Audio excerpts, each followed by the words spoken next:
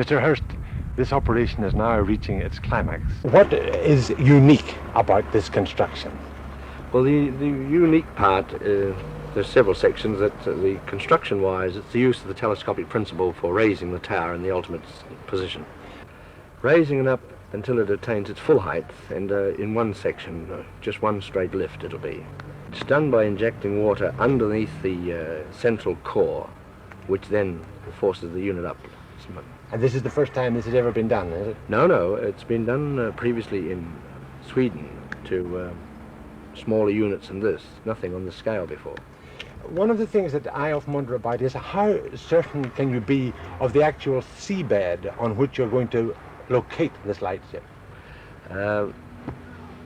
Certainty is done by preparing a bed. We have to employ something like 7 divers, and they are constantly working there, say constantly, when weather permits, laying down an area of some 10,000 square feet of prepared bed. And what did you use to find out what the actual substance of the bed was?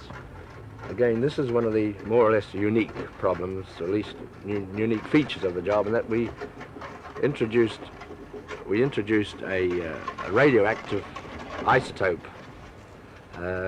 from the Danish Institute of Isotope Research, and we did a moisture probe, and we took undisturbed samples for the first time ever. This has ever been done in the world, in fact. And it was done here in Ireland.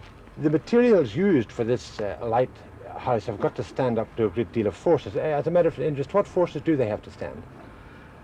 Mostly, we were asked to build it with a very long-term view, 100 years life. 100 years life. Some people have said 5, but in fact it's 100 years.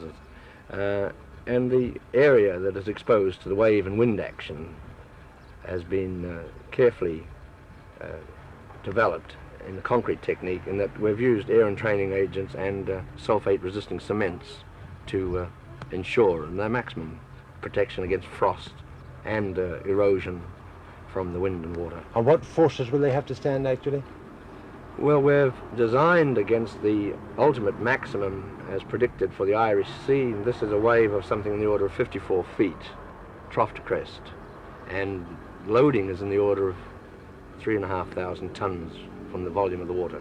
This is the sort of highest predicted and known wave that has been taking place anywhere in the Irish Sea. What amount of Irish participation has there been in the building of this lighthouse, Mr. Hearst? Well, I would say about 98%, 99% has been Irish labour, from the engineering and to the pure direct labour. And of course Irish finance. Oh, indeed. The decision to build this was one made by the Commission of Irish Lights, and they've had the courage to go ahead and build it, and I think it's been a great step forward in this technique. What will be the actual power of this light, which this lighthouse will be radiating? When it's revolving, it's 2 million candle powers. When it's stationary, it's 4 million candle powers. And that, of course, is all supplied from its own in-built generators? Yes, we've got 4 generators inside.